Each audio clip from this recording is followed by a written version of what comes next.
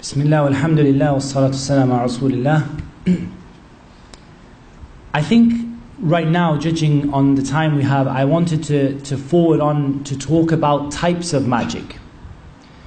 And in types of magic, you can go into a lot of detail and you can say insanity and breaking up between husband and wife and love and many different types of detail. But what I actually want you to look at it from is the perspective of the magician in their books. How do magicians define magic in their books? Magic in the books of the magicians is divided into two major groups with some subgroups off on the side. The two major groups that magic is defined as by the magicians themselves in their books is sarfun wa atf. Sarfun is to turn someone away from something, to repel someone from something, to break up husband and wife, to cause someone to hate, to cause someone to break apart, to cause a family to break apart, to cause a child to hate their mother, to cause someone to turn away or to separate away from someone else. So separation, dividing, pushing people away, turning people away. But not just people, turning the jinn away from people as well. This is also a type of sarf. In other words, they will make a ta'weed that will turn the certain jinn away from others. You're being afflicted by the jinn and you go to a magician and you say to the magician, there's a jinn who's bothering me. He will make you an amulet that will push the jinn away by using other jinn. What's the problem with this? Because he's going to do so by committing kufr and by asking you to support him in committing kufr. And by asking you to be involved in committing kufr. Go and bring me this. Go and bring me this to be sacrificed. Hold the knife, hold the bird, sacrifice it to other than Allah Azza wa Jal. So you would lose your dunya and your akhirah if you had agreed to do so. But my point in this is that this separation or the magic of turning away that the magicians talk about, we are not just talking about separating between husband and wife, between children and their parents, but between also separating and pushing, repelling things, pushing things away from them, pushing the jinn away, pushing people away, pushing things away, separating. Atf is the opposite. Atf is all about bringing things together. Bringing things together. And this is the second major type of magic that is mentioned in the books of the magicians. And yes, you can subcategorize it into causing love and into bringing families together and causing, and supporting conception and all of these other things you can do. But essentially, what is atf? It's about bringing things together. And bear in mind that magic brings no good. But that the magician will encourage the jinn to bring two people together who hated each other. Or a woman has divorced her husband and he's gone to another woman. What will the magician do? He will make a charm for repelling the new wife from the first husband, and another charm, or integrate into the charm, bringing the old wife back together with the husband. So we have the magic that is to do with repelling and pushing away, and the magic that is to do with bringing things together. Bringing things together that were once apart, healing rifts that were once built, and they bring no good. They bring nothing but evil. This thing that they bring, it does not come with any good. It doesn't end up with a happy family. It ends up with all of them separated. Because Allah Azza wa Jal said, وَلَا يُفْلِحُ السَّاحِرُ حَيْثُ أَتَى. The magician will never be successful. He will destroy all of the families, even when he's trying to bring people together, or it will work for a limited amount of time. How often do we see people go and get a ta'weed from a magician and they say, oh, I had relief. The jinn left me, I feel so much better. Give them a year, give them 6 months, give them 2 months, they'll be back again. It didn't work, it's gone back, it's worse than it was before. Because the shayateen, بَعْضُهُمْ أَوْلِيَاءُ بَعْض. They are helpers of each other, supporters of each other. They say, come on, you've made them happy for a while, now come on, let's join up and let's make them really miserable. It doesn't bring any good. The other types of magic that are mentioned in the books of the magicians specifically, magic to repel, magic to bring together, magic to protect the magician from the jinn. And this is a kind of sarf and atf as well. It's a kind of repelling and bringing together. That's why I said these are supplementary categories. Is that what they will do is bring jinn to them, which are so-called protectors, and push away jinn from them that are there to harm them. Does it work? We just saw the guy whipping himself on the video. We heard the story of the magician who lives in a bathtub full of feces. وَلَا يُفْلِحُ السَّاحِرُ حَيْثُ أَتَى. The magician will never be successful wherever he goes. From the types of sihr that is mentioned in the books of the magicians is medicine. Sihr that has a medical purpose, to fix something that went wrong, or to sort of undo something medically. And this is mentioned. And again, this is more like a kind of bringing together, that they will bring the jinn, if someone has a bad heart, they will bring the jinn into the person to try to steady the rhythm of the person's heart. And وَلَا يُفْلِحُ السَّاحِرُ حَيْثُ أَتَى. The magician will never, ever, ever be successful. Whatever they try to do, it's going to fail.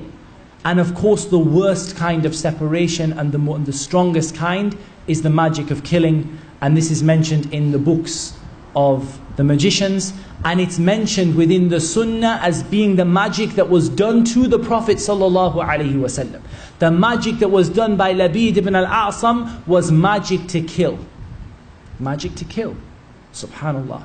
So we have lots of other types of magic and subcategories. But broadly we're looking at repelling things, bringing things together, protection, medicine and killing. And those three are kind of subcategories in a way, to a certain extent. And again, the magician mixes. They make a ta'weed that contains the magic that is related to separation, and a ta'weed that relates to bringing people together. Bring me some jinn, push some others away. Bring me one person, divorce the other one. Break up one family, bring the next family in. This is the kind of stuff that they do. And we're going to learn in the next module, inshaAllah, that each of these type of magic has a specific number associated with it. When you will open the magic charms, you will see the number that is associated, and by counting the numbers, or the number of squares, or the number of the numbers the squares add up to, or by counting the number of needles or the number of pins in the voodoo doll, you will be able to tell what the magic was done for. Example, the number 7 is associated with bringing people together. You find a voodoo doll with 7 pins. It wasn't done to kill someone, and it wasn't done to harm them. It was done to protect them. You find a rope with 7 knots. It was done to protect them, and it doesn't protect them against anything, because the magician will never be successful. So each of these has a number associated with it in the books of magic. We went with our Shaykh Adil al-Muqbil to Cornwall, to the Museum of Magic. Subhanallah, we found the same numbers, the same information, the same categories with the magicians in Cornwall as the magicians in Saudi Arabia. And we saw videos from Indonesia, and the same numbers with the magicians in Indonesia, and the same in Africa, and the same in South America. Kufr is one religion, ya ikhwan. Kufr is one religion. And you can divide it if you like into this and this and this, but kufr is one religion in the end of the day. There are 2 religions. There is Islam and there is disbelief. The magicians cooperate. بَعْضُهُمْ أَوْلِيَاءُ بَعْضٍ. They cooperate with each other in this field. We've talked quite a lot about how one becomes a magician, and we've shown you a good number of the videos. I would like to show you a couple more that I think it's a good idea for us to show now. One regarding fortune telling. I'm going to just pop this over here. And this one is all to do with fortune telling. So it's showing, and this is in Cornwall, we took the video. It's showing the instruments that are used for fortune telling. Look what is written above the pan on the top left corner. It's a pan with a mirror in it, and they use it as a reverse mirror for you to see your future in the mirror, and you don't see anything of the future, and they simply mix the lies that they hear from the heavens. But this pan, what is written around it? Jibrail, Mikael, Israfil, Azrail. Go and open any ta'weed from the ta'weed of the Muslims, and this is in a non-Muslim museum, it's written in English. Gabriel, Michael, Azrael, Israfil. The names of the angels are written around exactly the same as the ta'weed that your so-called sheikh gives you from the masjid. Exactly the same. The fortune tellers. The mirror, they're supposed to show you their future in it. There's a pan in the bottom corner. That pan is for burning the coals. And they throw the coals down, and whatever the picture the coals make, they tell you what is going to be in your future. They use it to find things that have got lost. They ask the jinn, where is this car that was stolen? And so what they do is, they bring ashes, they burn paper, or they burn charcoal, and they mix the ashes up, or they read in the tea leaves, and they say that this has happened. This is a type of sihr, ya ikhwan. This is a type of sihr that the Prophet ﷺ said, whoever goes to a fortune teller, and he does not believe in him, he doesn't accept it, he goes just to see what he's going to do, his prayer is not accepted for 40 days. You read your horoscope just for a laugh, your prayer is not accepted for 40 days. You go to watch a magician on stage, just let's see, we don't believe in it, alhamdulillah, we're Muslim. Your salah is not accepted for 40 days. And if you believe in him, فَقَدْ كَفَرَ بِمَا أُنزِلَ عَلَى مُحَمَّدٍ صَلَّى اللَّهُ عَلَيْهِ وَسَلَّمَ. He disbelieved in what was revealed to Muhammad. If you believe in the fortune teller, you disbelieve in what was revealed to Muhammad sallallahu alaihi wasallam. If you read it for entertainment, your prayer is not accepted for 40 days. And this same thing, ya ikhwan, from the English museum, from the same place, the same people. You want to see what a magician does? Let's have a look at this video of what this magician does. Let's have a look at, first of all, this thing that you can see here. I'm going to pause it. I'm just going to pass it across. It's very difficult to see. It's very bright on my screen and it's a bit dull on the monitor. But here, what is here is there is a stone. And written on it is what? The same stones that are mentioned in the Harry Potter book, found being used by magicians to come close to the shaitan. The same stones that are used in the books of Harry Potter that they mention, the stone of life and the same stone description used by the magicians to come near to the shaitan. So you want your children to become magicians? You let them watch Harry Potter. They'll learn a great deal about how to disbelieve in Allah subhanahu wa ta'ala. But that's not what I wanted to show you more than anything from this video. What I wanted to show you is, and I hope we can see it, and subhanallah, it's actually, Allahu musta'an, it's not befitting to show in a masjid. And subhanallah, we only complain to Allah Azza wa Jal. I will try to take away some of the worst of it. But this is the use of fahisha, the use of filth and immorality and sexual intercourse to come near to the shaitan. And I'm going to try to find, if I can, in this video, there are pictures of male genitalia that the magicians use in coming near to the shaitan. These are some of the idols of the shayateen that they use to come near to the shaitan, some of the faces of the shayateen that they make to bring themselves near to the shaitan. And likewise, on this same display, there are these, here we go, these images of male genitalia that they use to insert into somebody as a part of the magic. These people they don't, like Allah says, لا يرقبون في مؤمن إلا ولا ذمة. They don't respect iman, they don't respect your family, they don't respect anything. The only thing these people respect, the only thing they do is to worship the shaitan and to disbelieve in Allah Azza wa Jal. Can you imagine that when you go to that so-called pious person to give you a ta'weed, he puts the ta'weed inside of an image of a male genitalia and he uses it for what he uses it for. And don't think that he uses it on women either. From Aleister Crowley, that we know that Aleister Crowley said, this magician, that he said, I didn't become a magician until I practiced homosexuality. They're not content with zina. Zina is for people who might repent. For a magician, it's not zina, it's incest, it's homosexuality, it's child abuse. This is what magicians do. They have no limit. لا يرقبون في مؤمن إلا ولا ذمة. There's no limit to, there's no degree of respect, there's no limit for what the magician will do. And you know, in some ways, you know, subhanAllah, some of this stuff, some of the worst stuff, you couldn't show it in a masjid. It's that bad. You could not show it in a masjid. Subhanallah, what they would do, pictures of naked women, and they would write Allah where the genitalia of the woman would be. And these pictures are here on the computer, but we're not going to show them in the masjid because we are shy to show this image in the masjid.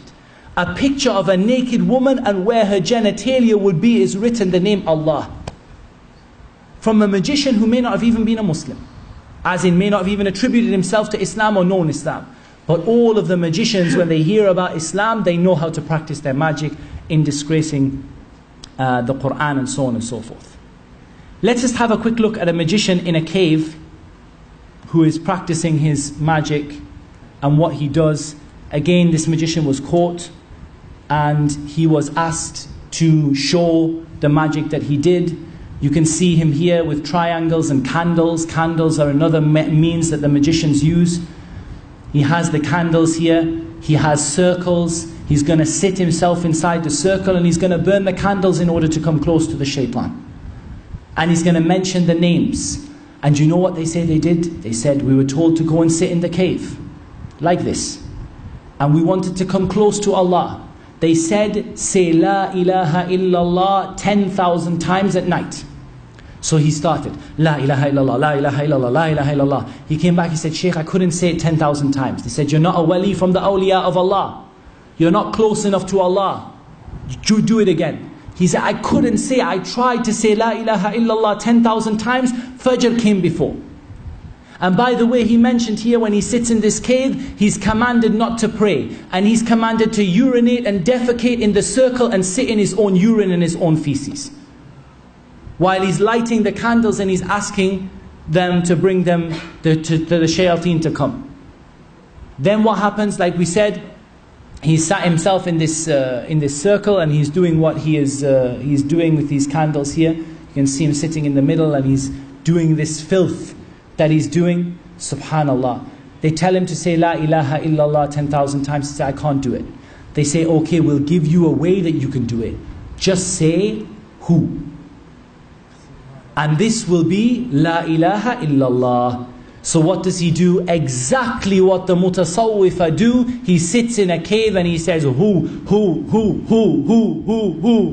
until they say, until the revelation of Allah descends upon him. But it's not the revelation of Allah, it's the shayateen. Look at him sitting with his back there uncovered, and he's sitting in worship of the shaitan. This was not a Muslim. This particular one was not a Muslim. He was not the one that was saying Allahu, but this particular one was not a Muslim. But he's doing exactly what the Sufiya do, word by word, step by step. Look, read the books of the awliya of the Sufiya. What did the awliya of the Sufis do? We went into a cave and we sat in a circle and we began to say Allahu, Allahu, who, until the shaitan came. Sihr, sihr. Magic, magic. Disgracing the name of Allah, disgracing the name of Allah. And if we want to just have the ultimate one, and wallahi, this is, I suggest if you have a weak stomach that you don't watch this, because this is some of the so-called awliya of Allah. See what they do. Have a look and see what this guy is going to do. The first thing, he's bringing a miskeen who is possessed, and the sheikh is going to cure him by the evil that they do. He's putting a sword into his face. He's just stabbed him in the face with a sword. The sheikh, the so-called pious sheikh, has stabbed this man in the face with a sword. Look at this miskeen man. And this so-called pious, look at them, they're Muslim, they're wearing their Muslim clothes. These people are people who say that they are Muslim. Look at what he's going to do to him. It's not enough. He's got a problem in his stomach. So he's going to stab him in the stomach with the sword. He says he's so pious that he can stab the jinn. And he stabs him in the stomach and in the face. And of course they use a very thin blade that doesn't obviously cause they don't have the ability to heal him. They just use such a thin blade that he misses the major organs, so it doesn't kill him.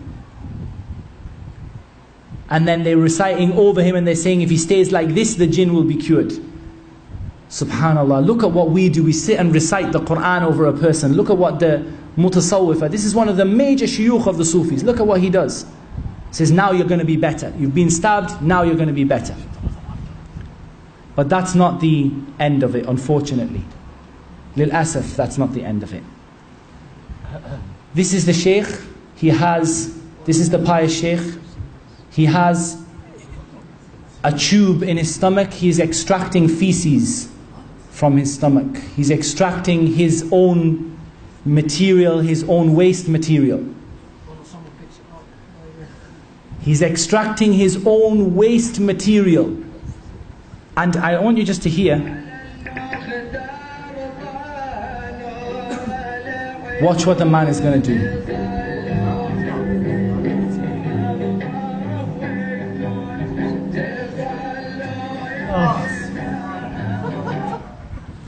Wallahi ya ikhwan, this is the reality of the magician. Yeah, he ate it.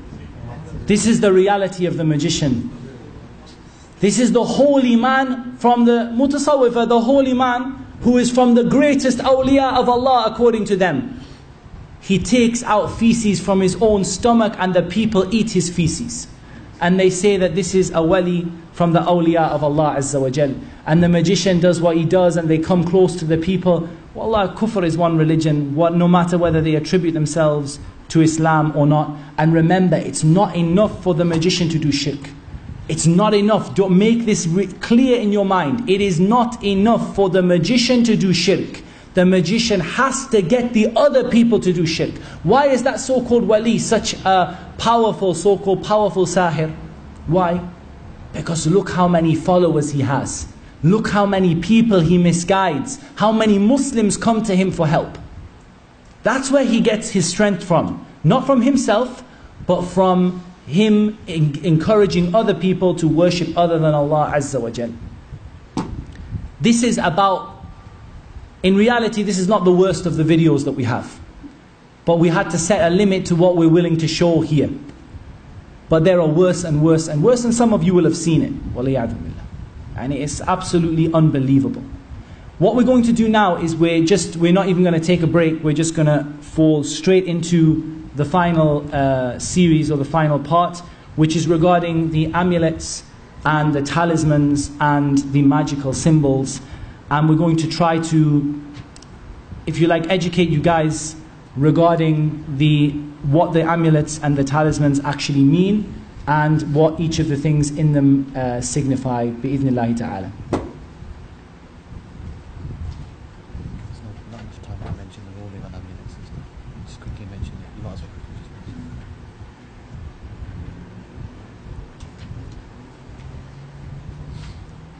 We're going to start, inshaAllah, at the start, and we're going to try and take as much benefit from the various different slides as we are able to do. We saw on the previous lecture examples of amulets, and there's no doubt that amulets in general, we can divide the rulings of amulets into different types, those that are of the Quran and those that are not of the Quran. As for any amulet that is not of the Quran, if the person believes it benefits them and harms them besides Allah, they leave Islam. And if they believe that it has no benefit to them, but they wear it anyway, then they've committed the worst of the major sins. I.e., they have not reached the level of shirk, but they've committed one of the major sins in terms of an innovation. That's if they don't believe it has any benefit at all. As for that which is of the Quran, the correct opinion is that there is no difference between that which is of the Quran and that which is not of the Quran. And inshaAllah ta'ala we'll post an article on this later on because we are very short on time. Here's an example of hair wrapped up in a kind of like a coil over rope. Here we have shoes that have the sihr stitched inside of them. Here we have examples of amulets and talismans, and we're going to show some more examples of those later. Here we have some more, and here this was written inside a material and sewn inside women's clothing. So they had a time in Riyadh where what was happening was a number of women were becoming very sick, and they thought that there was a plague, and they traced this plague back. It wasn't a plague, it was a sahir who had sewn magic into a number of abayat. women's abaya, and they had given the abayat and sold them in the market, and so the Hayat al-Amr bil Ma'ruf and Nahy anil Munkar were able to go and to recall those things. Have examples of pouches, metal containers, locks and keys that have the magic built into them, dead birds, dead animals. This is the tooth or the foot of something or other. This is an example of magic that is to be burnt. So it's inside of it, there are papers. Each paper says burn at a certain time. Burn at a certain time. We're going to cover the ruling on that and how to dispose of it in a moment. This is another example of papers that have been opened and what's inside. Notice these symbols and signs. We're going to learn what they mean, insha'Allah ta'ala. The person's name is written here. You see Sa'ad, the person's name is written there, and the person's name is written there, and inside there are each of these symbols. These symbols here have a particular name. They're known as a seal, as in S-E-A-L, a seal, as in a khatam, a seal, something you seal them by. And they're called the seal of the magician, Khatam as-Sahir, Khatam as-Sahir. An example of incense that is to be burnt and papers that are to be burnt alongside the incense. This is an example of some that are hung. This is an example of papers put in water, and the water is given to a person to drink. And this may be with their knowledge or without their knowledge. They may come to them and say to them, put this paper in, mix it in the water, drink a bit of the water every day. The same things are written just like this, these kind of symbols and signs. And we're going to learn what those symbols and signs mean, insha'Allah ta'ala. This is an example of things which are not sihr, but they are beliefs that people have. You tie a black cloth and it protects your car. You tie something to the front of your car and it protects it from accidents. This is an example of belief that lead people into sihr.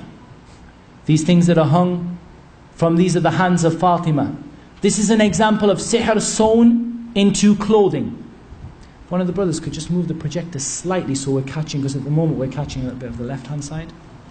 Just slightly, ever so slightly, so that we catch the middle of it.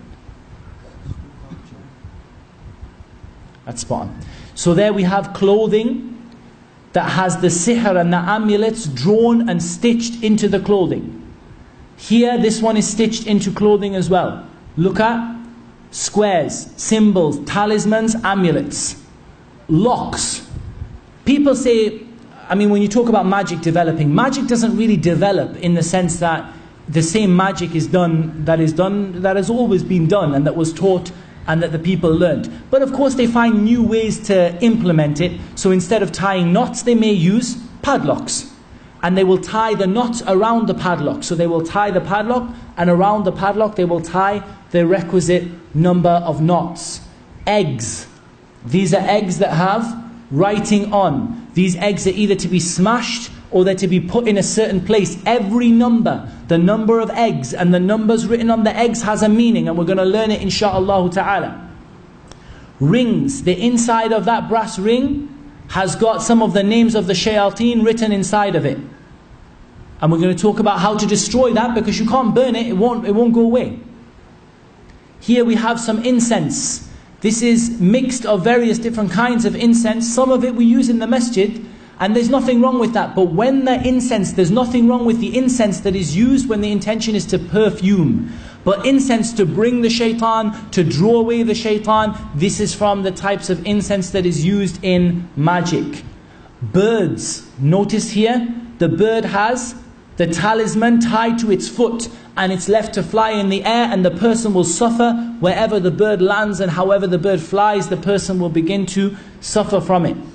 This is the same example of the one that was inserted into the private parts of the woman who is menstruating in order to disgrace the Quran and the speech of Allah Azza wa Jal. The description of the magician is briefly mentioned here.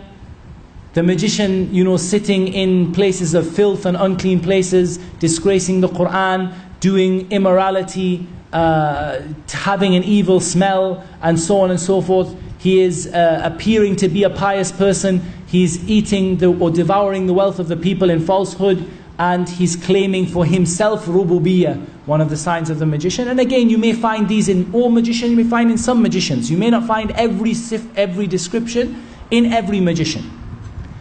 This is very, very, very important. This is talking about the stars and astrology. Do not see them as completely separate things. Fortune telling and astrology has a key part to play in regular magic. We're going to see this is the star signs, and each of the star signs is associated with an element of the earth. And I want you to write this down. Each of the star signs is associated with an element of the earth. One of the four elements, sorry. Four elements are earth, fire, air, water. Each star sign is associated with one of those four elements. This is not true. This is all complete rubbish. But this is what the magicians use. Just because you're born in a time when you're supposed to be fiery doesn't mean you're fiery. Alhamdulillah, we don't take these omens. We say, oh Allah, there is no omen except from you, and there is no good except from you, and there is no God worthy of worship except for you. But this is what the magicians do. This is the knowledge they have. They divide people into one of the four elements: earth, fire, air and water. And they adjust their magic according to the elements. We're going to see how in a moment.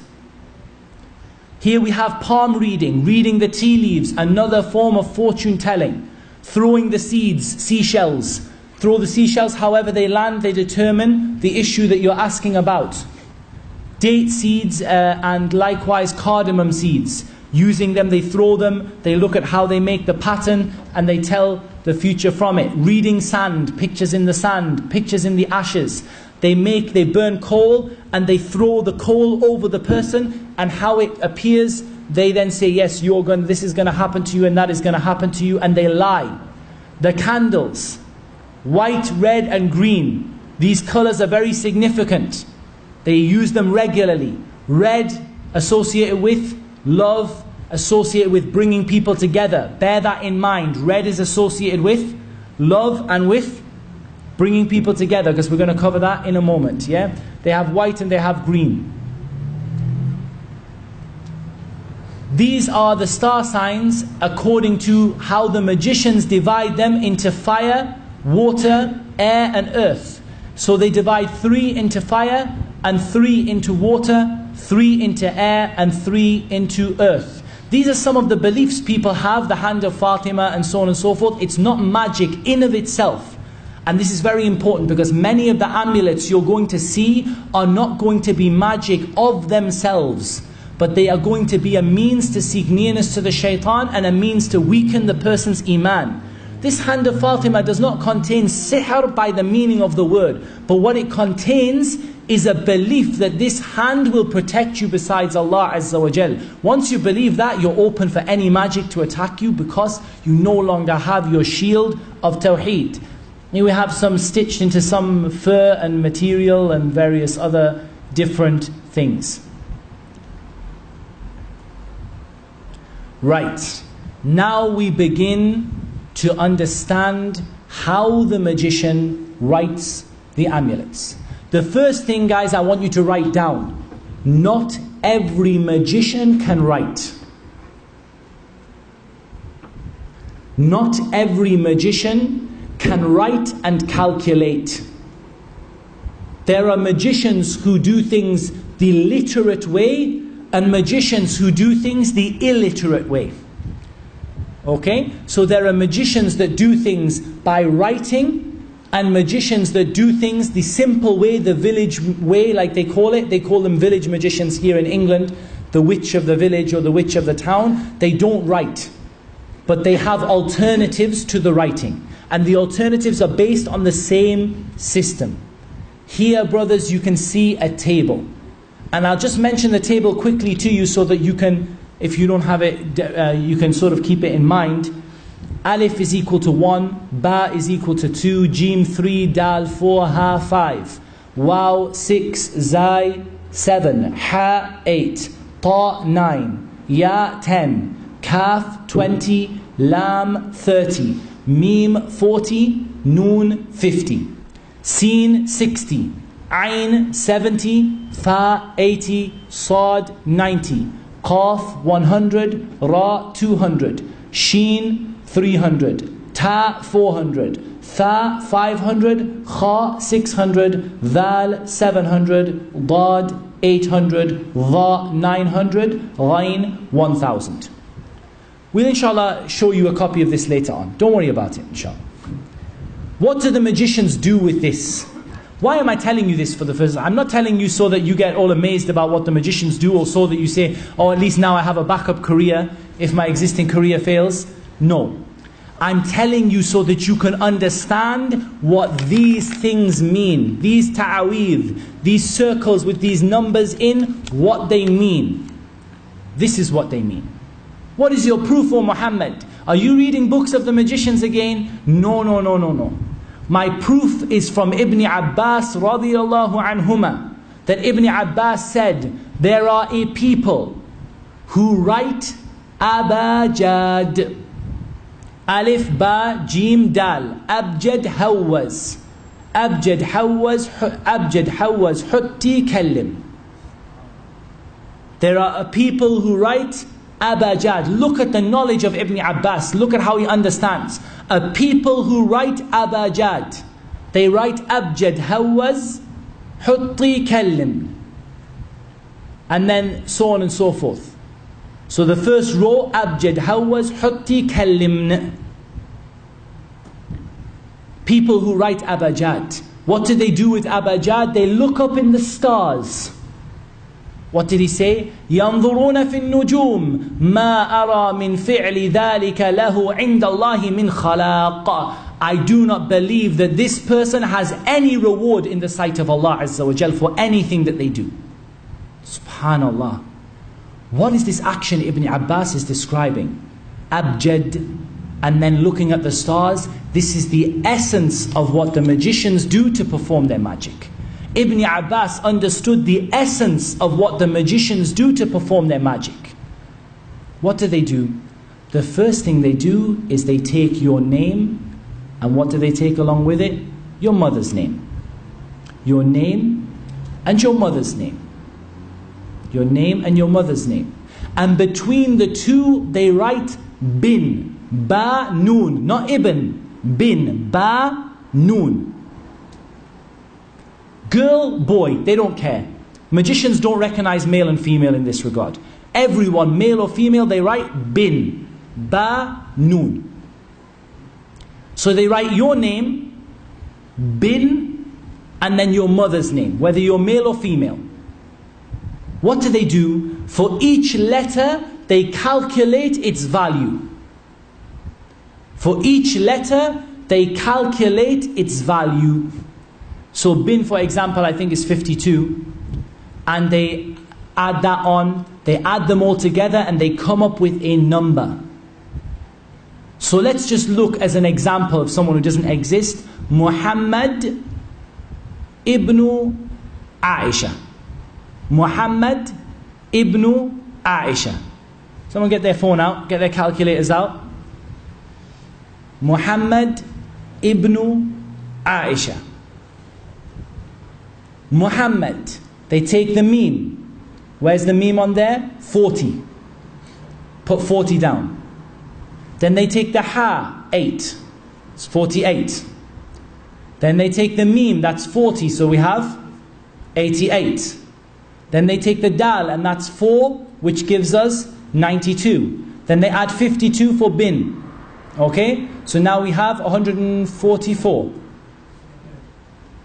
Then they take Aisha, Ain, 70. Alif and Hamza, they do exactly the same. So 1 for the A, 1. Okay, so 71. And then they take the Hamza again, another 1. A, I. Hamza again, another 1. And then they take the Sheen, which is 300. And then they take the Ha, Ta marbuta, which is the Ha, which is 5. Anyone add those up? 521. Add that to 144. Do we say 144? What do you get? 665. So the number that is produced by the magician for Muhammad ibn Aisha, 665. What does the magician do? He continues to divide it by 12 until he gets a number between 1 and 12. He continues to divide it by 12 until he gets a number that produces a number between 1 and 12. So the first time he divides it, what does he get? You divide 665 by 12, what do you get? 55. Then he divides it again by 12. 4.6. 6 and above, not 5 and above, 6 and above, they round up. 5 and below, they round down. 6 and above, they round it up. So what do they get? 5. So here we have this miskeen person who the person is going to do sihr on them. He has the number 5. And then they go back to the chart of the elements. And they begin to count. 1, 2, 3, 4, 5. And they come up, they start, it's not clear on the picture, we'll show you in a moment where they start. And they come to 5. 5, they come up with it and they say, for example, I'll give you an example. They say, it's difficult to see on there. They say that 5 is, maybe that says earth, I can't see, it's very, very difficult to see. In any case, they say earth. What are they going to do when they come up with earth? Who knows? What are they going to do when they come up with earth? What are they going to do with the ta'weez? Bury it in the ground, bury it in the grave, bury it in the soil. This was found buried partially in the soil. Why is it buried in the soil? Because the calculation of the person it worked out as was turabi, someone who was a soil person, an earth person, or in the sand or in the grave. If they're a person of fire, what are they going to do with it? Put bukhur, put incense and burn it. If they're a person of water, what are they going to do with it? Put it in water, in the sewer, in the toilet, in the water, in the sea, in the river. If they, and so on and so forth. If they're a person of air, what did we see in the previous videos? The bird, or hang it on a tree so that it blows in the wind. This is the action of the magicians. And I'm just giving you a brief overview. There's more to learn than that, but that gives you a brief overview. This set of numbers is very important for deciphering the ta'weed. You can open the ta'weed, and the numbers refer to names and they refer to names and they refer to letters. So we can take these corners that have the numbers in and we can say the first number that we have is the number 1. So this is, a number 1 is an alif or a hamza. And then after that, these are somewhat difficult to read because we were arguing over what the numbers were. We have what I think is an 8. So we have a ha, or it may be a 6, which is a waw. And then they have at the front what looks like a 7, which is a zai. So they have here zah or zaw, depending on whatever they're writing.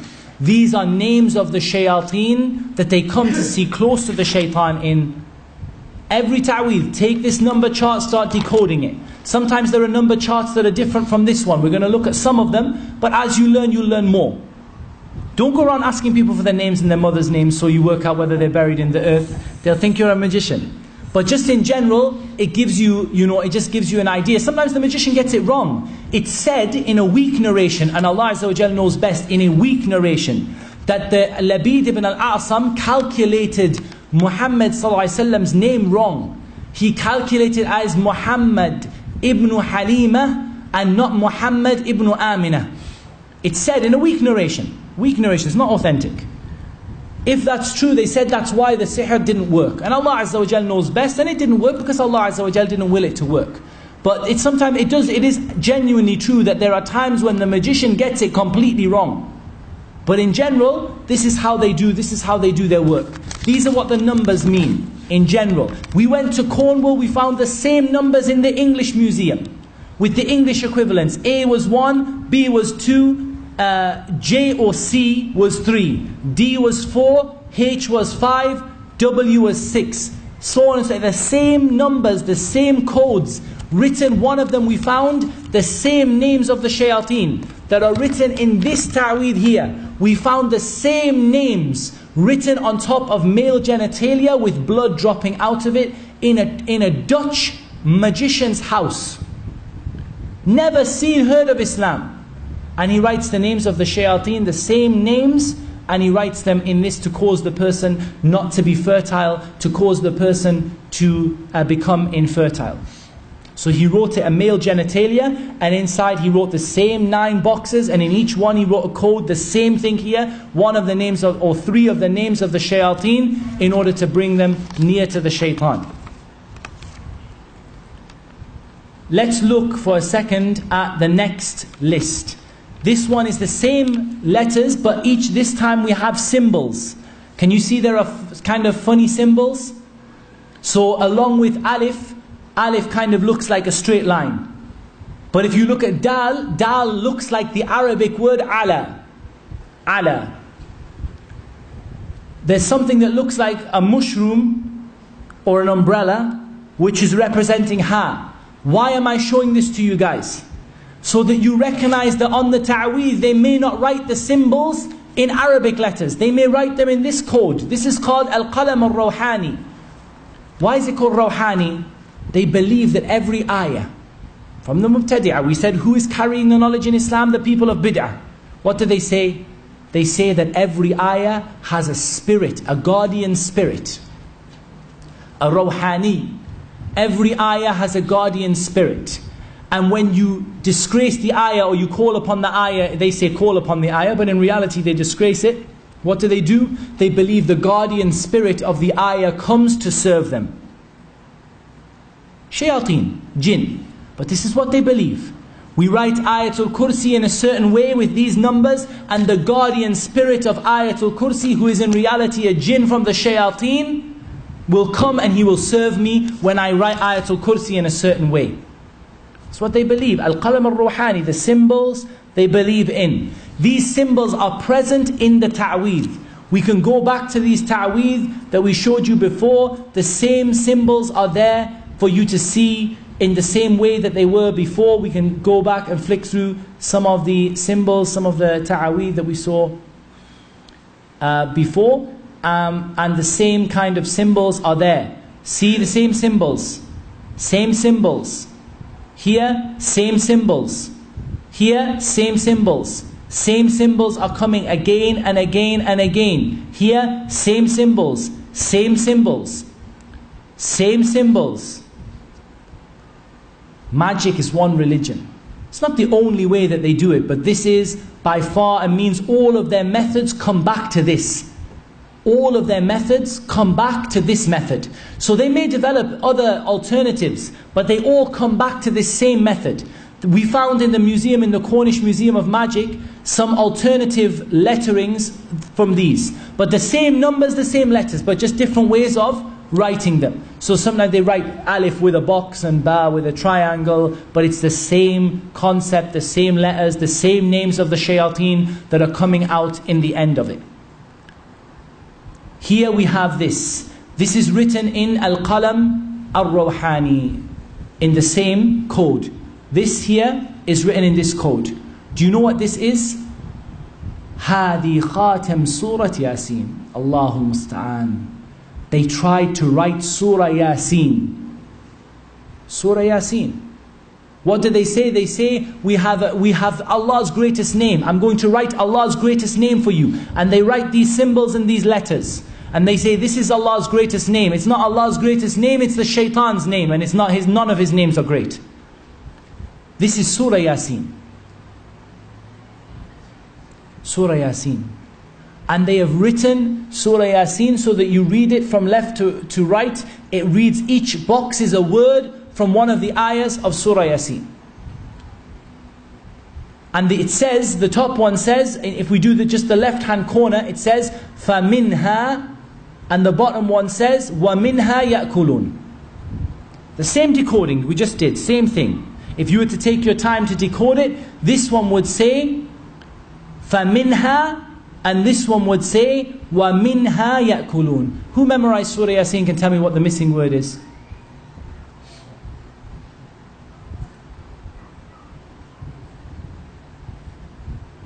ركوبهم, huh?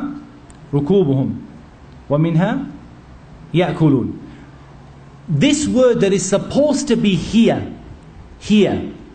in this box, is supposed to be the missing word between فَمِنْهَا وَمِنْهَا يَأْكُلُونَ. It's supposed to be the missing word here, but it isn't. It is a name from the names of the shaitan. And I can't remember what this one was. It was something really, really weird. وَجَدَدَدْ وَجَدَدَدْ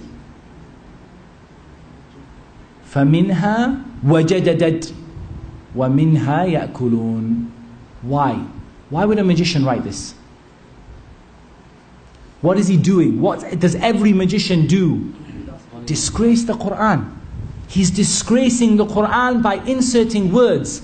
You say, how can you disgrace the Quran by inserting words? وَإِذْ قُلْنَا دَخُلُوا هَذِهِ الْقَرْيَةِ فَكُلُوا مِنْهَا حَيْثُ شِئْتُمْ رَغَدًا وَدَخُلُوا الْبَابَ سُجَّدًا وَقُولُوا حِطَّةً نَغْفِرْ لَكُمْ خَطَايَاكُمْ وَسَنَزِيدُ الْمُحْسِنِينَ. What did Allah Azza wa Jalla say to Bani Israel when we said, enter into the village and eat from it wherever you wish, and enter the door in prostration and say hitta? And some of the ulama, they say hitta means wipe out my sins. What did Bani Israel say when they went through the door? Hinta. Hinta. Instead of hitta, they said hinta. What's the difference between hitta and hinta? One letter. One letter they change in the ta'weed. One letter, and they disgrace the words of Allah Azza wa Jal. This is what they're doing here. One word. Rukubuhum, supposed to be here. Wajadadadat. One of the names of the shaitan, or disgracing the Quran. And it's written all the way along.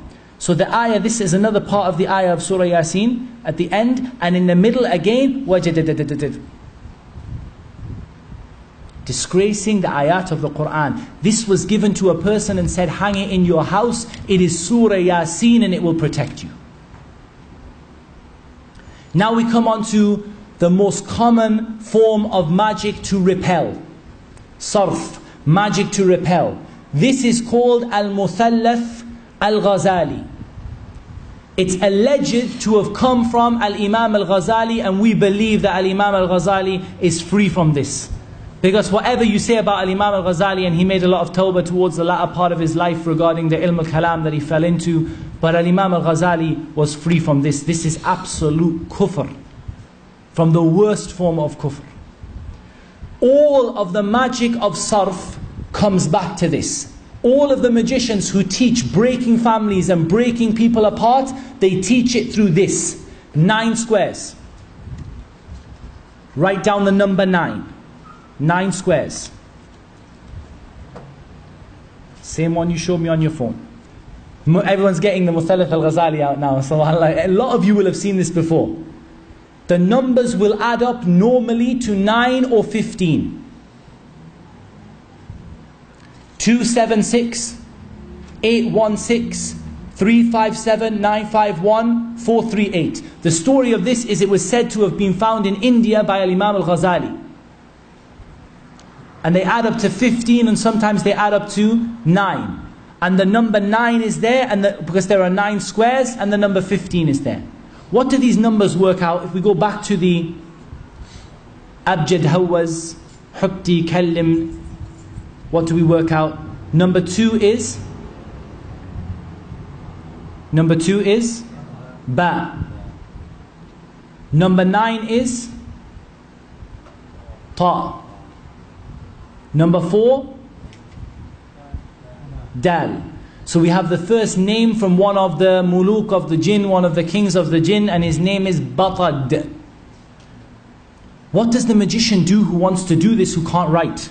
He wants to call upon Batad, this shaitan. He wants him to do work for him. He wants him to send his soldiers. So he tries to write Batad, but he can't write. What does he do? He takes the knot and he says Batad, Batad, Batad. So he does the same thing, the same magic, but he does it by saying the name over the knot and blowing upon the knot. Number 7, Zai. Number 5, Ha. Number 3, Jim. Zahaj. Another name from the names of the shayateen. So the person who wants to break up between husband and wife, he takes his knots, he makes his knots like this. He takes his knots and he makes his knots. Let me see if I can borrow this for a moment. He takes his knots and he ties his knots and he ties it tight and he says Batad, Zahaj, Wa. And then he ties another knot. How many knots is he going to tie? 9 or 15. 9 or 15 knots. Over each knot he's going to mention the names of those shayateen, as an alternative to writing down the things that he's going to write down. This was given to me today and I had no idea about it. I heard about it last night and I didn't ask them to bring it. The brothers brought it for me. 6 of Al-Muthallath Al-Ghazali, found in dirt. Why are they found in dirt? Because the person, they calculated his name to be a person who was Turabi. He was associated with dirt. And here we have the numbers, all of them or most of them adding up to 15. The same thing, the same names of the same shayateen. Look through your phones and a lot of you have got experience of magic before. You'll find the same stuff. We're going to go through some amulets in a moment. Now we come on to the number 7. And the number 7, do you remember what we said about Babylon? Who remembers about what we said about Babylon, the ancient magic of Babylon? The 7 stars of Babylon. These are the 7 stars of Babylon. And again, each of the 7 stars of Babylon has a symbol, and each of the symbols corresponds to a letter from the Arabic language.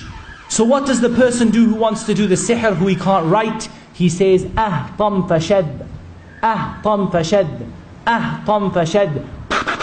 And he blows on the knots. وَمِن شَرِّ النَّفَّثَاتِ فِي الْأُقَدِ. You will see these in your ta'weed. Go through your phones and all the ta'weed that you have. If it was done for protection, bringing people together, causing you to love someone, you'll find on it Ahtam Fashad, or the numbers that calculate to Ahtam Fashad, or the symbols that calculate to Ahtam Fashad. Same symbols, same system. There are 7 symbols, 7 stars of Babylon. Each one of the symbols represents one of the stars. And each one of some of the kings or the leaders of the jinn has what? A name that corresponds to one of the 7 stars of Babylon. MashaAllah. They don't stop, subhanAllah. They named themselves after the 7 stars of Babylon. So that when you want to call upon them, you can call upon all 7 or you can call upon one of them. وَيَدْعُونَ مِن دُونِ اللَّهِ مَا لَا يَنْفَعُهُمْ وَلَا يَضُرُّهُمْ. They call upon other than Allah that which doesn't benefit them and it doesn't harm them, subhanAllah. Look at what they do. So here they have these symbols and these characters here. And the characters they meet, so you have Lam, Mim, Qaf, Fa, Nun, Jim, Lam. That's another alternative lettering. And you'll see that in a moment, what it corresponds to. So here we have these names of these shayateen. The first name of the shayateen is, and I can't pronounce them, Lat Hatil. That's the first one. The second star of Babylon, the shaitan who has taken his name after it, is Hat Hatil, Hat Yatil, Hat Batil, Ha Hat Tatil, Hat Latil, Kha Tatil. And all of the numbers and the letters calculate to the same table of letters, the same symbols, and it's the same names of the shayateen. So you open up a ta'weed and you see Lahtatil, Qahtatil, Mahtatil, Tahtatil. It was done to preserve somebody, to make someone love somebody through the 7 stars of Babylon. It's not complicated, ya ikhwan. These people are stupid. It's not complicated, but they have their system. And wallah, I said to you, ikhwan, we took Shaykh Adil al-Muqbil Hafidhullah to Cornwall. And the same thing in the English magic in Cornwall, the same thing. The same names, the same stars, the same symbols. We said, where is this from? He said, it's from a village in Devon. Not from the Arabian Peninsula. Latatatil or whatever his name is. He has a presence in a village in Devon from a people who grew up in Christianity, and some of them were pagans. Subhanallah. Kufr is one religion. So here is the table of these shayateen and the letters they write. So when you find these broken up letters are not just random. They're intended to spell one of the names of the shaitan, or they're intended to give you numbers, and the numbers calculate to a number related to sihr. And they're written inside of a seal, a khatam. Might be a triangle, might be a circle, might be a square. We're going to develop this and look at it in a moment. This is an example of putting it in a well, putting it in the sea. And they did this in Jeddah, subhanallah. They dredge the sea in Jeddah after every Hajj. They dredge the sea in Jeddah after every Hajj. They send divers out and they bring back sihr. I don't know if I can even play it. They bring back, not from here, but I might play it for you in a moment. They bring back sihr, piles and piles and piles of sihr. People came to Hajj and they put sihr in the sea in Jeddah. Why? Because they want to get closer to disgracing the word of Allah Azza wa Jal. I want to do it in Makkah. I want the people of Makkah to feel, I want the shayateen to appreciate how much I hate the religion of Allah Azza wa Jal. In the air, on the foot of a bird, tied to a pole, tied to a tree. Of course, I asked the Shaykh regarding the ignorant magician, the one who can't write. Does he do earth and air and water? Perhaps the shaitan tells him where to put it, and perhaps he doesn't do it at all. Some of them will just put everything in the ground because they're not learned. The ones who are more learned, they will try to make their sihr more effective by putting it in the place where it affects the person. And all of it is batil, all of it is lies. We're not earth and fire and water. Allah Azza wa Jal created us from what He created us from, and it is known, and Allah subhanahu wa ta'ala is the one who knows how the people are affected and afflicted. But the magicians, this is the belief that they hold. Now we have some numbers, ya ikhwan. The number of knots, or the number of pins, or the number of eggs, or the number of stars, or the number of whatever else they have, or the number of squares, or the numbers that add up, or the letters that add up to numbers in the squares. What is each one for? How is each one done? We said that 7 was related to the 7 stars of Babylon, was done to protect. 9 was done to harm, to drive people away, to break up between husband and wife. 11 was done to kill. 11 was done to kill. 3 was done for medicine. Medicinal purposes, and usually for the sahir himself, he has a bad back, so he ties 3 knots, 3 numbers, 3 letters, which works out to the name of one shaitan made up of 3 letters and 3 numbers. It's all interlinked. 5 to protect the magician from the shaitan, and it doesn't protect him from anything. And 15 we said is the same as what number? 9. 15 is the same as 9. So if you find the ta'weez, let's count. Here we have squares made up of 9. And we have all sorts of little pictures and squares made up of 9, and each of the numbers either add up to 9 or they add up to 15. So this was done to separate between a person, to break up a family, to send some jinn away. What do you do if you find a mix of numbers? 7 and 9 together. We said the 7 is for a reason and the 9 is for a reason. The 7 is to bring the girl he loves to him, and the 9 is to make his wife leave him.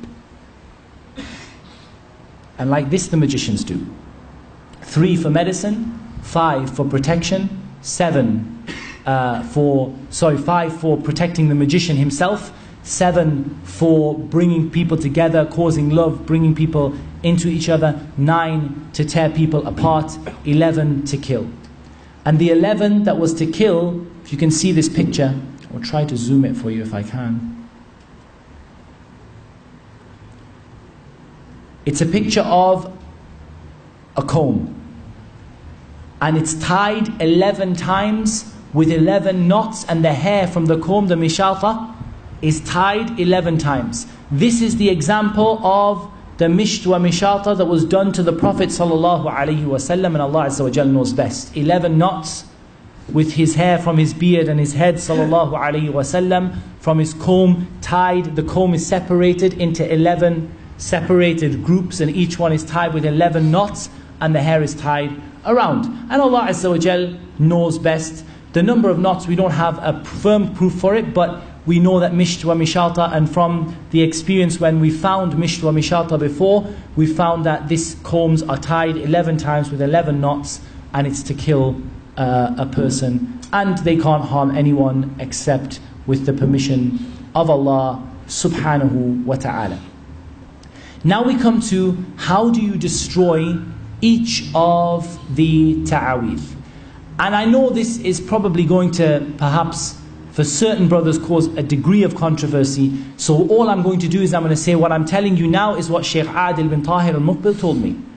And the Shaykh has spent his entire life opening magic. And his entire, subhanAllah, that's his job. Day in, day out, his job is to find magicians and open magic. So what I'm going to tell you is what the Shaykh told us. That's it. Okay? Can I ask a very quick question about this topic before we move on? So this is almost like a code of conduct, is it? Where they're kind of signing this kind of contract and they're making this amulet or this ta'weez. But, I mean, why do they care? Why do they have to abide by this? Why can the magic be broken by destroying a bit of paper? So why do they have to abide by this? Yeah, I mean, like, if the shayateen are intent on destroying someone, why do they even bother? Why do they have to do that? Why do they even bother? If the shaitan is intent, it's a very good question. And the answer to this is that sihr is a knowledge. If it was a simple case of asking the shaitan to go and kill that person, that would be how it was done. But instead, sihr is a knowledge, it's a science. And this is what they know. This is the science that they teach the people. And you can download, unfortunately, books of magic from the internet. Same stuff, same numbers. This is what they do. And Allah Azza wa Jalla has decreed that this is how they were taught. This is how the magicians were taught. This is the knowledge that they found, whether they found it under the throne of Sulaiman, as some of the Mufassirin say, or they found it from some of the angels whom Allah sent as a test and a trial. But this is how they found it. And in reality, all of it is falsehood. In reality, none of it has any real significance in terms of us as Muslims. It doesn't have any real significance. But this is what the magicians do, and this is how they work. And this will help you to interpret what the ta'weed is for. First of all, this ta'weed here, what is it for? 7 stars. It's for? To bring people together for love. It's there to burn. Why is this stuff there to burn? The person is supposedly fiery, according to the magician, yeah? When you find this, what should you never, ever, ever do? Burn it. MashaAllah, tabarakallah. Why? Because this is the sihr that is designed to be activated by burning. Any sihr you find, we're going to talk about in a moment. If you don't know, tawakkul ala Allah, bismillah. Do what you have to do. But when it's clear that it's to be burnt, you don't burn it. What do you think you do instead? Recite some of the ayat over some water. Put the sihr from the burning and whatever into the water. If you can dry the paper out afterwards, you may be able to burn it afterwards. But the main thing is the bukhur, the incense and the powder needs to go in the water. Where are you going to throw the water away? Somewhere where people don't go. Somewhere, throw it, over in the corner of a park where nobody goes, in a rubbish ground. Throw it somewhere where nobody goes. Just in case, just as ihtiyat, in case someone is harmed by the magic that is taken into the water. Throw it away. Don't put it, in the middle of your kiddies' park where all the children play. Just as, a precaution. I'm not saying there's an evidence from the sunnah that it will harm, but I'm just saying to you as a precaution, put it where don't throw it, where someone's going to drink from it, or where it's going to go be mixed into people's drinking water and stuff like that, inshallah. Brother, can I just ask a quick question? I'm going to have to stop the questions in the middle for the simple reason that we might not get through. I'm looking at the time. I will definitely take your question, inshallah ta'ala, after, bi'idhnillah. Keep it in your mind, okay? Okay. This is brass or metal. How do you think we're going to dispose of this? Going to grind it or sand it down so that the letters are no longer visible. And if we want to put it in the water, we can put it in the water. But we need to grind down the letters. So you need to take a Dremel multi-tool or a file or a piece of sandpaper and just get sanding until the letters can no longer be read. Again, this is not my opinion. It's not Muhammad Tim, Shaykh Adil bin Tahir al-Muqbil, who is our Shaykh, our expert in removing magic. That's his job. He's the senior guy in Saudi for doing this. So this is what he says: file it down till the papers, till the letters don't show anymore. When you have these pouches, you need to open the pouch. Pliers, scissors, open the pouch. Be careful not to drop the stuff that's in it. So you want to destroy it completely, insha'Allah ta'ala. How generally do we destroy then what is not to be burnt? It's not burning magic, and it's not brass magic. The Shaykh, he said, we burn it while reciting over Surah Al-Fatiha and the last two the last two surahs of the Quran, Al-Falaq and An-Nas. And he uses the evidence for this: would you not have burned it? I asked the Shaykh, and again I'm repeating you what the Shaykh said. I said, Shaykh, we have some of our beloved brothers who perform Ruqya, and they say don't burn the ta'weez, because the magic may afflict you and people don't know what to burn and what not to burn. The Shaykh said, هَذَا جَهَل وَبَاطِل. He said, this is ignorance and falsehood. That's what the Shaykh said, not me. That's what the Shaykh said. You guys do what you want. That's what the Shaykh said. I'm only repeating what the Shaykh said. He said, this is ignorance and falsehood. So he said it is to be burned, and he used the hadith in Sahih Bukhari and Muslim from the hadith of Aisha, would you not have burned it? And no doubt some of our mashayikh and our ulama, from our mashayikh we love fi sabilillah, they say not to burn it, and they say just to put it in the Ruqya water. My advice to you is to follow the opinion of Sheikh Adil. And you guys, you know, at the end of the day, I'm not meaning disrespect to anyone, okay? People advise not to burn it. Alhamdulillah, they have their evidence and they have a reason behind it. But my statement to you, Aisha radiallahu anha said, would you not have burned it? The Prophet said, Aisha, don't. He didn't say, Aisha, what do you mean burn it? You're going to harm the people. He just said, no, I didn't burn it because Allah Azza wa Jal saved me from the effects, and it was broken through the Ruqya that the Prophet was done upon him, and the reading that Jibreel did and what the angels did, and so on and so forth. It's very important that you also be aware of what you are burning or what you are putting in water, whatever you're doing with it, that you be aware of it. If it has things like menstrual blood on it, you're not going to recite and blow the Quran over it. So you're reciting and blowing. Bismillah, قُلْ أَعُوذُ بِرَبِّ الْفَلَقِ مِنْ شَرِّ مَا خَلَقَ وَمِنْ شَرِّ غَاسِقٍ إِذَا وَقَبَ وَمِنْ شَرِّ النَّفَّاثَاتِ فِي الْعُقَدِ وَمِنْ شَرِّ حَاسِدٍ إِذَا حَسَدَ. You can blow at the end of the surah or after every ayah. Some of the narrations suggest, and they're all weak, but they suggest the Prophet ﷺ blew after every ayah, and some of them suggest that he blew after each surah. In any case, you blow. As soon as you see menstrual blood, feces, you're not going to read the Quran over it. You're going to put it into the water and clean out the feces. If it's the Quran, rose water, something nice smelling, to remove the feces from it, and then you're going to dry it out and you're going to burn it. Or for those people who dislike doing so, and we're going to give them their due respect, then we're going to say to them that this is for them to do. They're going to leave it in the water. But at the end of the day, you need to remove the impurities. You don't take a sanitary towel that has menstrual blood in and say قُلْ أَعُوذُ بِرَبِّ الْفَلَقِ. You don't disgrace the Quran like that, okay? As soon as you see that, you clean it, you separate the papers, you put it in the water.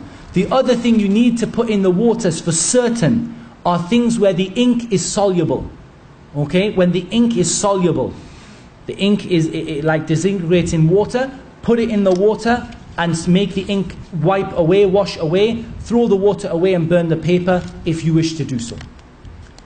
And I, like I said, I have mentioned that, that we have some of our beloved brothers who do Ruqya, who don't burn, and they don't advise to burn. My advice and my strong feeling and my practice and what I've always done and advised the brothers to do is to burn everything on the condition that it is not there to be burnt, as in it contains bukhur or it contains incense, or on the condition that it's not soluble ink. The soluble ink you're going to put in the water first.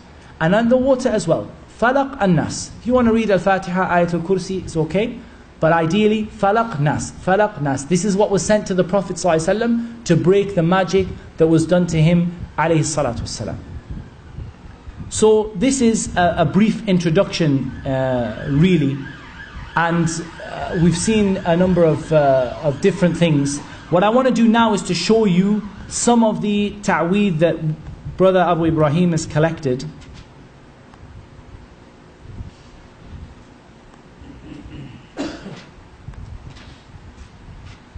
and we try to see what kind of things are written on some of them. Bear in mind, they only have to change one letter. Hitta, himta. One letter to disgrace the Qur'an. Some of these ta'aweed are going to be proper, full-on sihr. Some of them are going to be less than that. And we got still to find time for the videos at the end, inshallah. So we're going to have videos of them destroying the magic and so on and so forth. See here the numbers? This is probably a surah of the Qur'an. This is probably here a surah of the Qur'an. But we can decipher the numbers. One is alif, ba, and then here we have abjad, abjad, a. So we have abjad, which is the beginning of the magician's letters, and then we have a. And then we have some more stuff written. Maybe some of these words are words from the Qur'an, and they're doing it to disgrace the words of the Qur'an. If it's 3 by 3, it's probably been done to break someone apart. If not, it may have been done for other reasons, or simply just to disgrace the Qur'an, and to seek nearness to the shaitan. Because not every ta'weed is the actual contract. Many of these ta'aweed are not the contract. What they are there for is they are there as a taqarrub to the shaitan, as a means of seeking a qurban to the shaitan, a means of sacrificing to the shaitan. Some of these have written on them that the woman, if she's pregnant, she ties it onto her left arm. Subhanallah, look at the belief of the people. Allah musta'an. I'm trying to find some that are clear on the screen.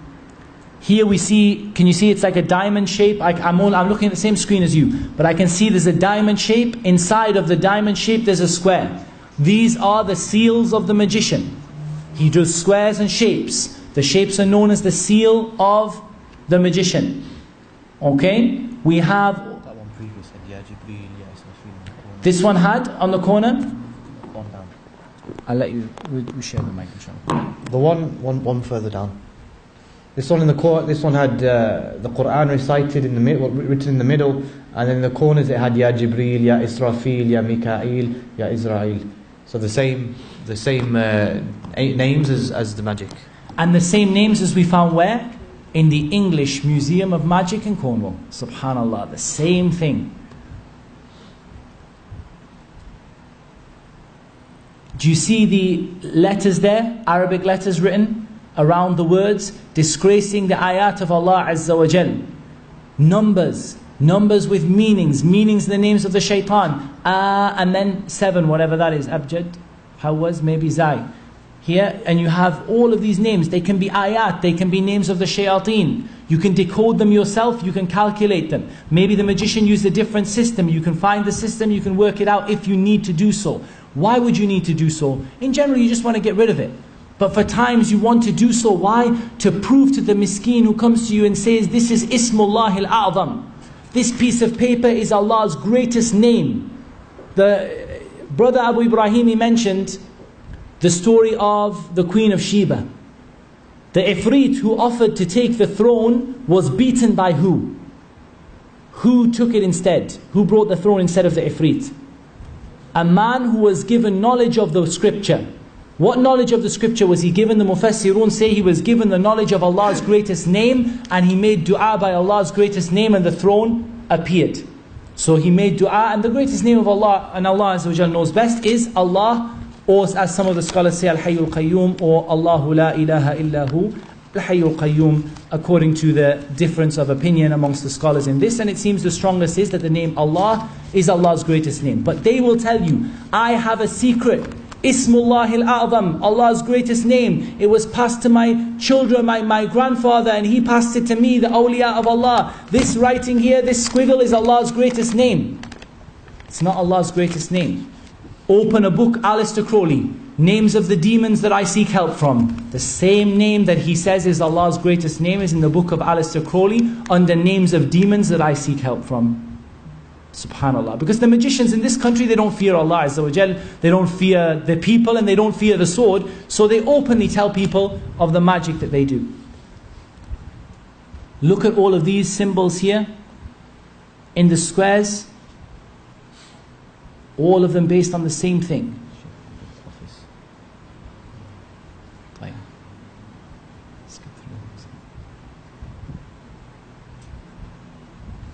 very dark, otherwise you could see there's a lot of these. All of these letters, they are not done without meaning. They have numbers. Work the letter backwards to the number.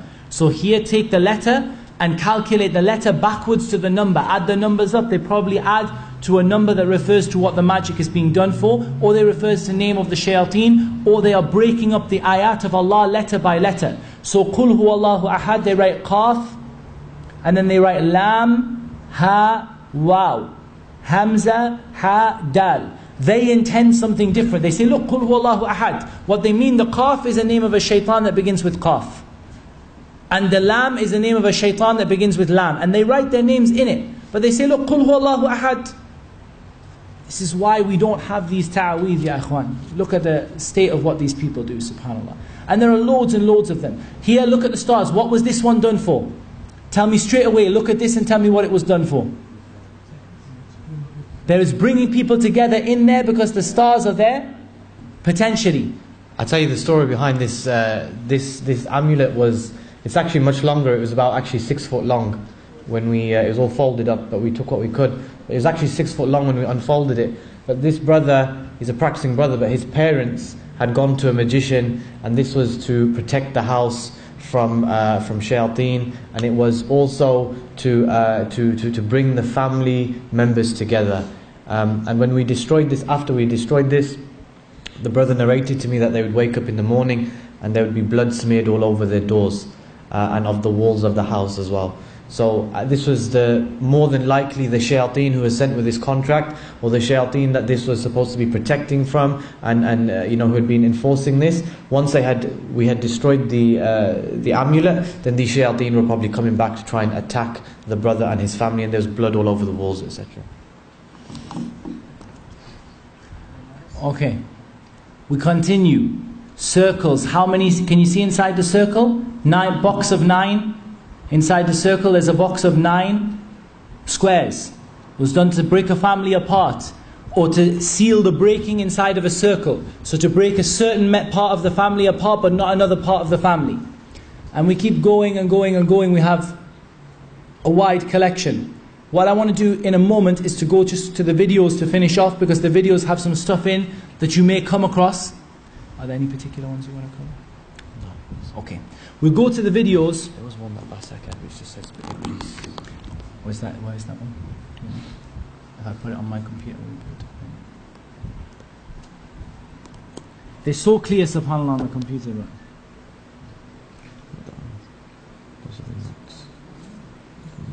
This one which just says just straight in, please. Okay. I'm just going to pick a few to show you. This one here, you can see the writing is soluble ink. It's light pink, it's soluble ink, so it needs to be put in the water and washed off before you get rid of it. Okay, that's one. I'm just going to go back here and just see if I pick out some certain ones for you. This one here, you can see there, can you see the squares? 1, 2, 3, 4, 5, 6, 7, 8, 9. It's done to break up something, to push something away, to push somebody away.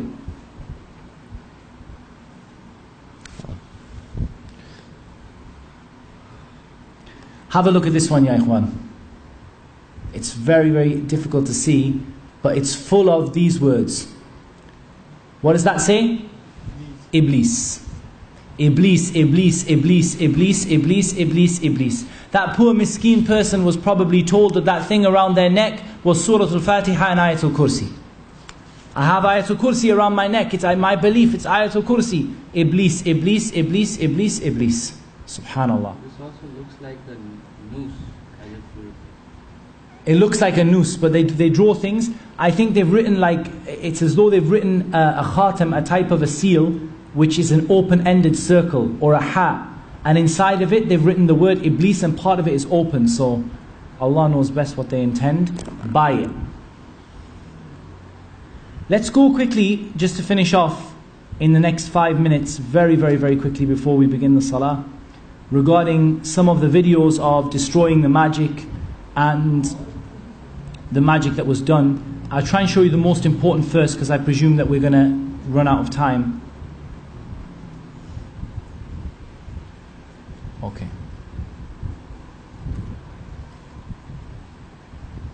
They're opening a box. And in the box, what we're going to see? Yeah, not a lot, because you can see it very clear on the computer. You've got eggs in there. You've got bits of material, bits of cloth. You have a knife or a pin stuck through the inside of the bird. In fact, you know what I'm going to do? What would be easier is to move it onto here and just to describe you what we have. So we have a dead bird, and the bird, between the inside of the cavity of the bird and behind the wing of the bird, there is something stitched onto it. We have eggs. 1, 2, 3 plain white eggs. 4, 5, 6, 7. Now what do we have? 7 eggs. 7 eggs go in the box. 2 more eggs. Hold on. We've got 2 or 3. 4. That makes 11. And now we have some knives. 1, 2, 3, 4, 5, 6, 7 knives. 8 knives, 9 knives, 10 knives, 11 knives. 11 eggs, 11 knives. Someone's trying to kill somebody. Razor blades, pins, needles, not razor blades. 1, 2 razor blades, 3 razor blades, 4 razor blades, 5 razor blades, 6 razor blades, 7 razor blades, 8, still going, 9, 10. We have a bag full of stuff that looks like lentils or some kind of something like that it's buried in, and they're still picking out razor blades to make up 11, and pins. Now they've got 11 pins. So how all the numbers match up together, okay?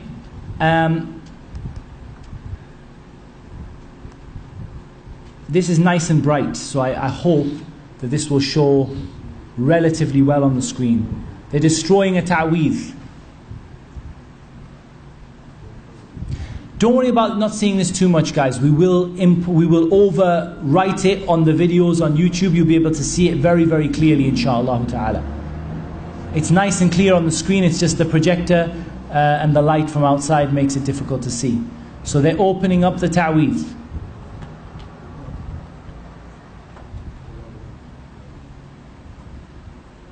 And all the time they're opening it up, what are they doing? قُلْ أَعُوذُ بِرَبِّ الْفَلَقِ قُلْ أَعُوذُ بِرَبِّ النَّاسِ, blowing on it, yeah? All the time. They're opening this pouch up. Many times they said they couldn't open it up. Many times I've not been able to burn a paper. It will not burn. I doused it in petrol, set it alight, it wouldn't burn. Till you read Al-Falaq and An-Nas over it, and then it burns. These are little I think pieces of paper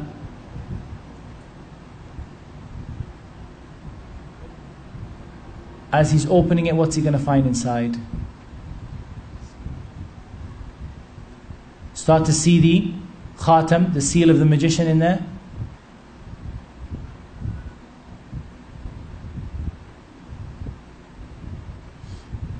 Rope. When there are knots, you must cut the knots. You must open and cut the knots, okay?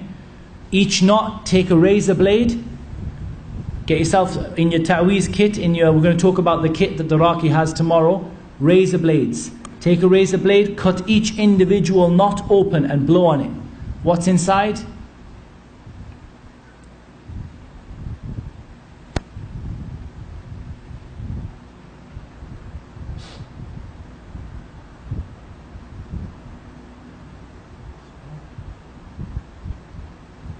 And see all of the writing on there, and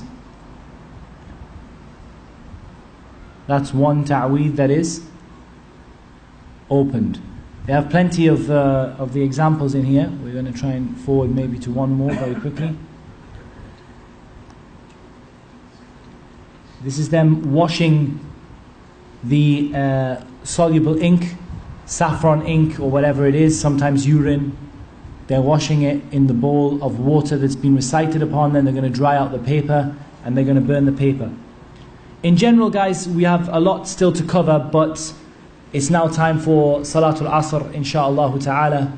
So what we're going to do is, bi'idhnillahi ta'ala, the whole videos will be obviously inserted for you. And tomorrow, insha'Allah, we'll see what we can do, obviously, about the projector screen. But, you know, inshallah, whatever we're able to do, we will do. And if not, then, inshallah, you'll be given the videos even on CD or something, or we can even give USBs or put them online somewhere, YouTube links or whatever, for you to watch them, inshallah, so that you can be aware of what you're seeing, bi'idhnillahi tabaraka wa ta'ala. And if possible, I'll over-translate them. I'll do voiceovers so you can hear what the person who is opening the ta'weed is saying. Tomorrow we have to talk one more theory topic about the evil eye, and then we're going to go on to introduction to Ruqya, the Raqi and the family, the Ruqya session, and we are trying to organize a live Ruqya session bi'idhnillahi ta'ala for you guys with someone who does have an affliction or a problem, so that inshallah ta'ala you guys can get some real practical experience. And now that we've removed the fear of the shaitan with the permission of Allah Azza wa Jal from everyone, and nobody's scared of the jinn anymore, inshallah, there'll be no concern over you attending a Ruqya session where some of the jinn will be also in attendance. Taib, inshallah. Let's break for Asr, inshallah, and we wrap it up there. Jazakumullahu khairan, ya ikhwan. You've been very, very patient. The weather hasn't helped. It's been lovely weather but difficult, and we ask Allah subhanahu wa ta'ala to accept it from all of us. Subhanakallahumma wa bihamdik, shadu an la ilaha illa anta astaghfiruka wa atubu ilayk.